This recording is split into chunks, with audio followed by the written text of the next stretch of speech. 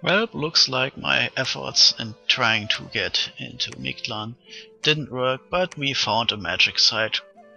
Then we got some dominion change, and other stuff, some minor gems, negative dominion change, thanks to some cult leader, and then every single scout we sent into Mictlan got caught and killed. Not really good news. But we are getting closer in our conjuration dreams. Anyway, anything else? The side here is Shrine of the Outcast. Wow, completely useless. I don't think foul spawns are that good. I have to make a note to remember this for the future. Spoiler, totally forgot for nearly 50 turns. Anyway, onwards. Horse Brewers. Kind of cute, they are like a cheap version of Bogarus units, taking less resources and money, but overall they are kind of shitty. Yes, that's still kinda power build up here. And there's a large army of Mictlans traveling, but Mictlan is far too small to be a threat to us. Even if they have super bless or whatever, can just drown them in flying units. It's kind of hard to protect your own leaders from flying units if you don't have the absolute material advantage, and that's something we have. So even if he has the most awesome bless ever on his Mictlan units, we will still roll over him if he tries to attack. But I still kind of hope he waits until my line of coastal force is finished. And it's a lot easier to just leave my lands in the back and march westward and southward. Stoneheart is on its way. And yeah, I thought I attacked. Apparently I forgot. Okay, that's weird. Apparently I went back on my turn last time and prevented myself from attacking. Well, that's the problem. This recording at this moment is nearly a month old or older, so it gets kind of hard trying to remember. I try to make these little episodes as often as possible, but well, still kind of, well, it's the this is let me explain it this way. Even right now we still have every 2 to 3 days a new turn, more like 2 days, because of, well, if the timer runs out when I'm asleep, then obviously I have to take my turn before I go to sleep, so it's roughly every 2 days that I have to make a turn.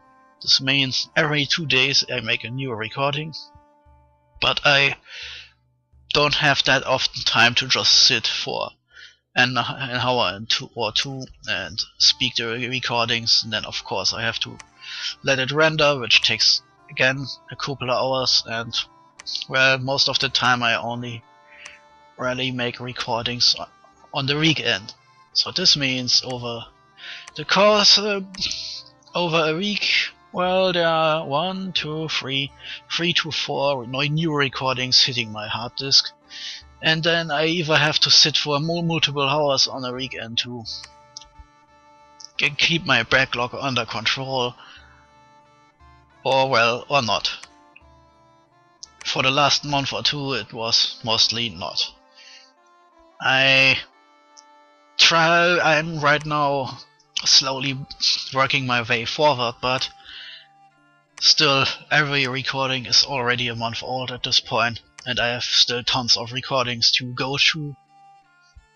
And still every 2 days a new recording hits, and since we are hitting endgame by now, this means the recordings will get longer over time, so this means more time in speaking and rendering and so on.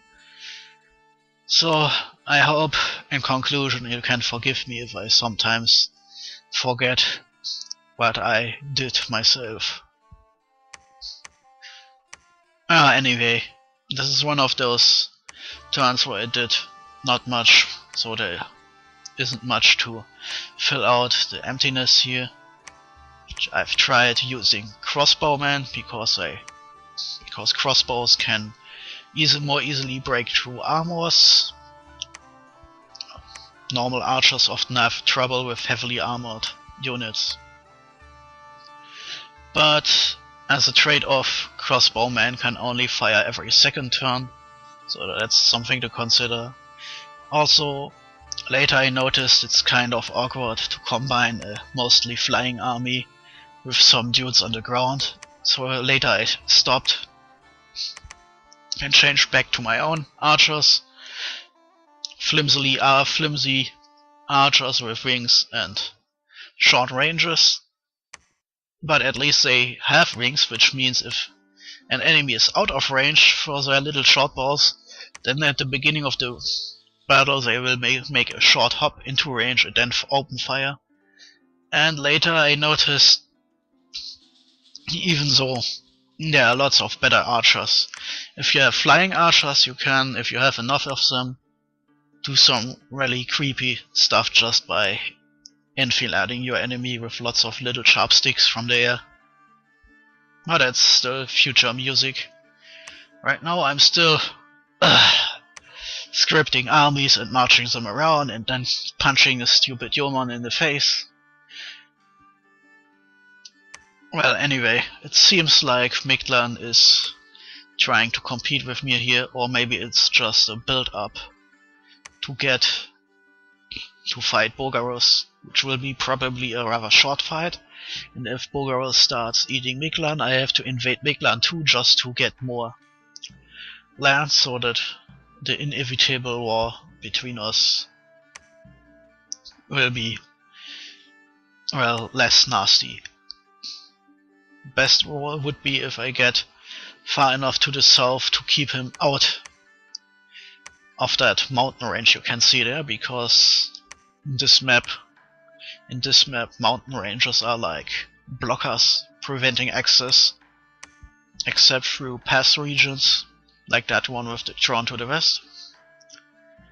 And this means if I can eat enough of Mictlan, then when a war happens, it will be the easiest thing in the world to keep Bogarus off the west side of the mountains.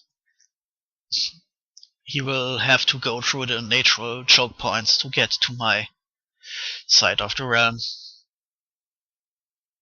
And that's it for this turn. Recording is over long ago. Well, until next time, I'm out of here. Liploidi, goodbye.